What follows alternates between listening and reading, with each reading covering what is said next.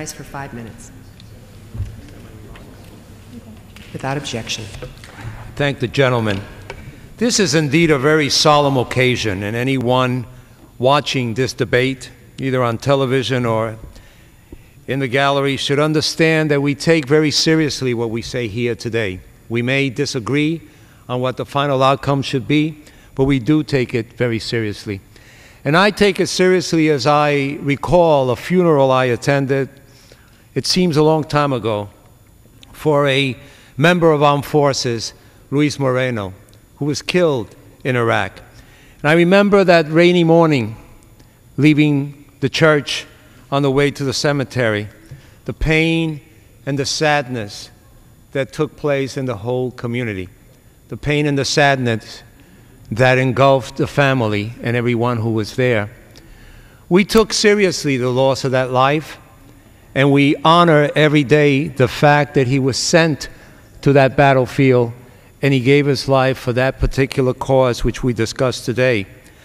But we're here in his honor to say that we have to make sure that we no longer continue to escalate this war, which was presented to us, it seems again a long time ago, based on, at the minimum, false information, and at most, sadly, lies presented to this Congress.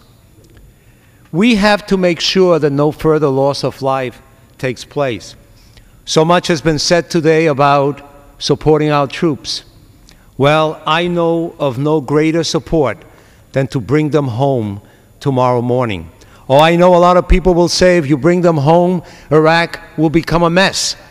Well, has anyone noticed that Iraq is a mess? Well, if you bring them home now, Iraq will become a country in a civil war.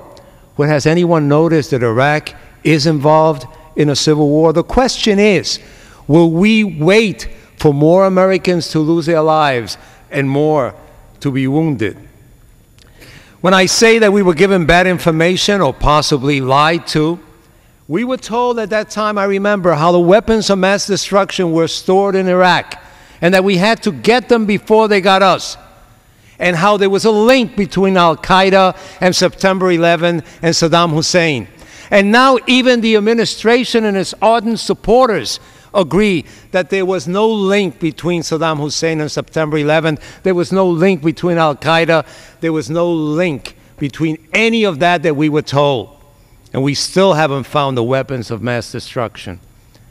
It was simply a desire to take us to where we shouldn't be. And in the process, we really blew it. I was in New York City on September 11th. I was not with my colleagues here. It was election day in New York, primary day. And I was there in New York on that day for some local elections. I lived through that moment, and I know how painful that was. But beginning with September 12th, the world was with us. Every country was supportive of what we were going through. It always amazed me that countries that live with terrorism on a daily basis thought that for some reason the attack on us was in many ways even bigger than the attacks on their own country. And they supported us.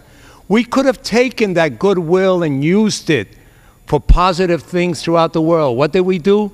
We totally lost the goodwill by going and invading a country that had nothing to do with September 11th. And so now, the same people who supported us no longer support us. What we're doing here today is exerting a constitutional right.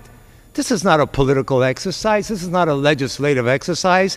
This is members of Congress saying that it is our right to oversee the president and to stop him whenever we can when we know that any president, any administration is making a mistake. Now, how has this administration been able to keep us supportive in some ways up to now? By doing something which is really sad, by questioning our patriotism.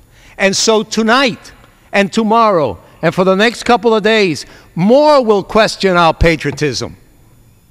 But I ask you, isn't the true patriot he or she who is not holding back to question the actions of his country, even during wartime? Isn't that the true patriot who is willing to say, even during wartime, stop it now, stop the madness before it goes any further and before we lose more of our young people?